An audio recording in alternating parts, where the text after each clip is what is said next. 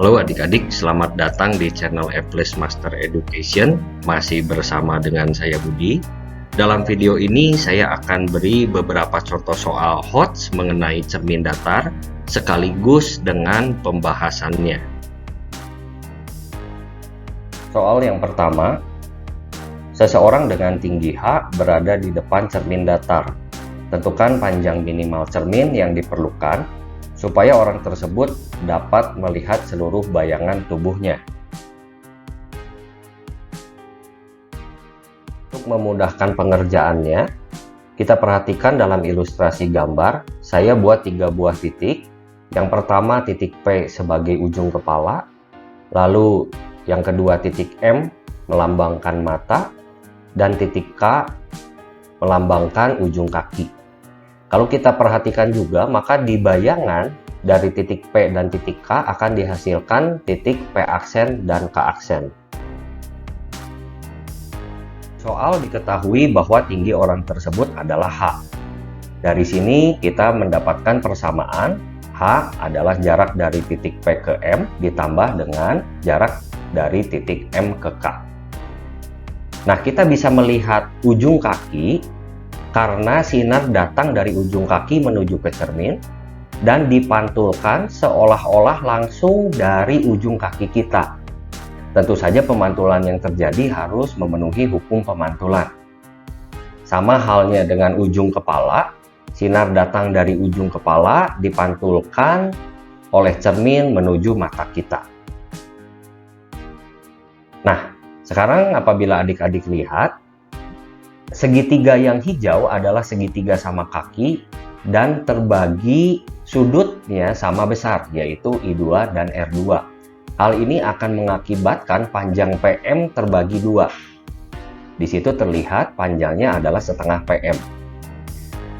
Nah, yang bagian bawah, yang segitiga berwarna kuning, itu juga segitiga sama kaki, sehingga titik MK akan terbagi 2. Nah, panjang ini itu akan menjadi panjang cermin. Kita lihat setengah PM dan setengah MK itu adalah sama dengan panjang cermin yang kita perlukan. Jadi panjang cermin minimal yang diperlukan adalah setengah PM ditambah dengan setengah MK. Kalau kita keluarkan di sini, jadi setengahnya keluar ya. Nah, PM ditambah dengan MK itu adalah H. Jadi panjang minimal cerminnya adalah setengah H. Dua buah cermin datar membentuk sudut 135 derajat seperti tampak pada gambar. Jadi kalau kita lihat di sini ada dua cermin, yaitu cermin P dan cermin Q. Lalu sebuah sinar datang pada cermin P membentuk sudut 30 derajat terhadap cermin P. Tentukanlah yang pertama sudut datang pada cermin Q dan yang kedua sudut yang dibentuk oleh sinar datang cermin P dengan sinar pantul cermin Q.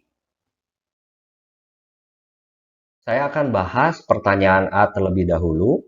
Diketahui dari soal bahwa sinar datang membentuk sudut 30 derajat terhadap cermin P. Langkah pertama kita buat garis normal, yaitu garis yang tegak lurus terhadap cermin P, sehingga saya dapatkan sudut datang, yaitu sudut yang dibentuk oleh sinar datang dan garis normal. Di sini dapat 60 derajat, karena totalnya adalah 90 ya, siku-siku. Oke, nah sinar akan dipantulkan secara teratur, sehingga sinar pantul membentuk sudut 60 derajat terhadap garis normal juga. Ini disebut sudut pantul. Kita perhatikan bahwa sudut yang di bawah adalah 30 derajat. Nah, kalau kita lihat, di sini ada sebuah segitiga. Oke, di sini segitiga, total sudutnya itu adalah 180 derajat. Maka saya dapatkan sudut yang kanan itu adalah 15 derajat. Nah, langkah berikutnya saya buat lagi garis normal terhadap cermin Q. Sehingga saya mendapatkan sudut 75 derajat. Nah, sudut 75 derajat itu adalah sudut datang pada cermin Q. Jadi jawabannya adalah 75. Pertanyaan yang B, hitung sudut yang dibentuk oleh sinar datang cermin P dan sinar pantul cermin Q. Langkah pertama, saya buat dulu perpanjangan dari sinar datang cermin P dan perpanjangan dari sinar pantul cermin Q. Jadi nanti tujuan kita itu mencari sudut ini, sudut yang dibentuknya. Oke? Nah, kita perhatikan bahwa garis ini itu adalah garis lurus sehingga total sudutnya adalah 180 derajat.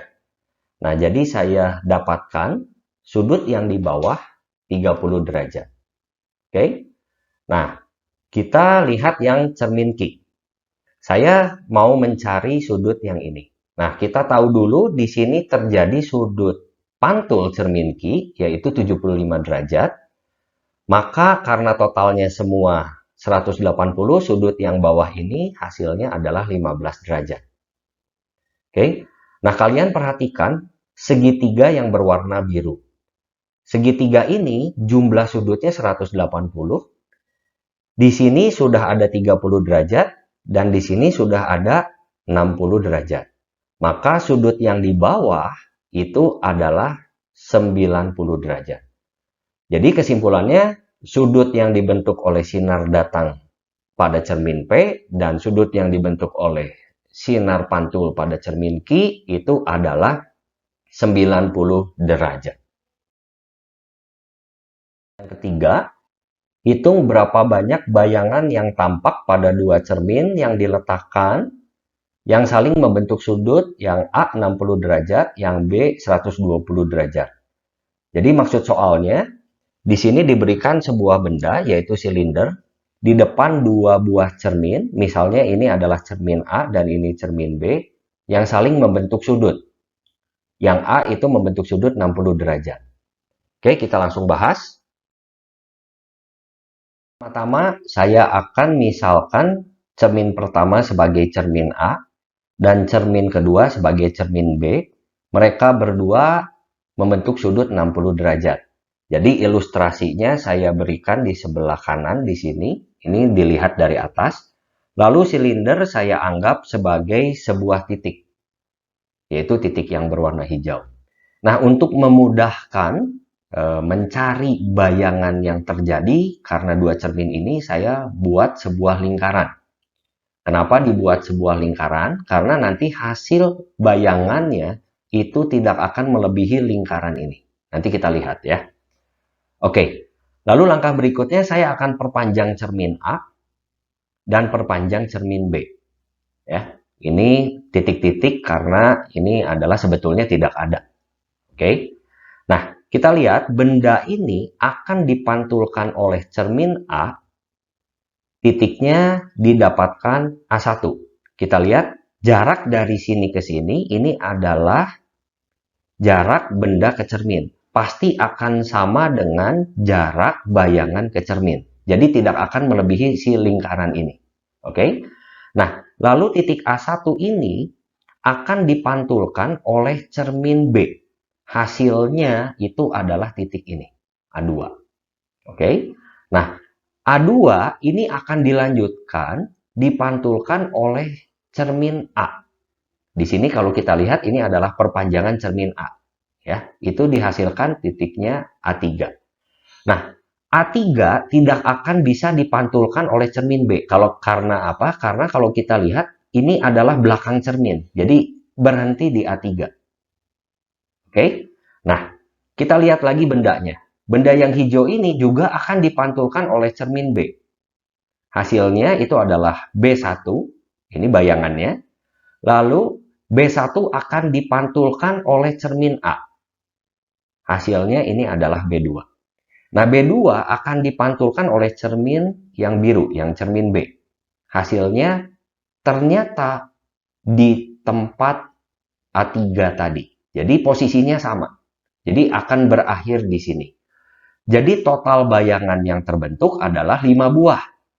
Yaitu B1, A1, B2, A2, dan ini. Ini bukan dua bayangan tapi satu bayangan. Ya, jadi totalnya ada 5 buah bayangan. Masih soal yang sama, cuman sudut antara cermin A dan cermin B itu adalah 120 derajat. Oke? Nah, benda silinder ini saya anggap sebuah titik lagi. Jadi, saya pindahkan ke sebelah sini. Nah, kita akan buat dulu pemantulan terhadap cermin A. Misalnya ya. Kita buat, nah ini hasilnya, A1. Kalau kita lihat, A1 ini tidak akan bisa dipantulkan lagi oleh cermin B. Kenapa? Karena ini adalah belakang cermin. Jadi, cukup bayangannya sampai di A1. Oke? Nah, sekarang kita lihat benda yang hijau ini akan dipantulkan oleh cermin B. Hasilnya adalah B1. Ya. Nah, ini masih depan cermin ya. Jadi masih bisa dipantulkan oleh cermin A, itu hasilnya adalah B2. Nah, B2 ini tidak akan bisa dipantulkan lagi oleh cermin yang B. Oke? Jadi stop sampai di sini. Jadi total bayangan yang terjadi adalah 3 buah bayangan. Ya. Jadi untuk memudahkan menjawab soal tadi, saya merumuskan bahwa banyaknya bayangan yang terjadi itu adalah 360 derajat per alfa dikurangi dengan M. Nah, alfa itu adalah sudut antara dua cermin tadi ya. Kita lihat dulu. Jika 360 derajat dibagi dengan alfa bernilai genap, maka nilai N-nya adalah 1. Ya. Jika 360 derajat dibagi alfa bernilai ganjil, maka N-nya sama dengan 0. Oke, kita lihat pembahasan soal 3A. Tadi sudut antara dua buah cerminnya 60 derajat. Jadi 360 dibagi dengan 60 itu adalah 6. Nah, ini 6 itu bernilai genap. Ya, berarti kita masuk ke rumus yang sebelah kiri. Maka N-nya itu adalah 1. Bagaimana hasilnya? Banyak bayangannya itu adalah 6 dikurangi 1, jadinya 5. Oke, jadi kita tidak usah repot menggambar. Kita cukup menggunakan rumus cepat ini saja ya. Rumus E plus W. Oke, nah untuk pembahasan soal 3B, kita lihat sudutnya adalah 120. Maka saya mendapatkan hasil 3. 3 ini ganjil. Nah, kalau ganjil, maka M-nya ini 0. Jadi hasilnya itu adalah 360 dibagi 120 adalah 3, dikurangi N-nya 0. Jadi banyak bayangan yang terbentuk adalah 3. Bagaimana? Jadi lebih mudah kan? Oke, kita akan bahas soal selanjutnya. Soal yang keempat. Sebuah cermin datar digerakkan dengan kecepatan V mendekati sebuah benda yang diam. Tentukan kecepatan bayangan benda tersebut. Pertama-tama saya misalkan jarak benda ke cermin sebagai D, maka otomatis jarak bayangan ke cermin juga D. Nah, bila cermin bergerak ke kiri dengan kecepatan V selama T detik, maka jarak yang akan ditempuh oleh cermin itu sejauh S, di mana S adalah V dikalikan dengan T. Karena cermin sudah bergerak sejauh S, maka akan timbul bayangan baru yang posisinya tentu saja berbeda dengan bayangan yang awal. Nah, kita perhatikan jarak benda ke cermin yang baru itu adalah D min S. Maka otomatis jarak bayangan ke cermin yang baru juga D min S.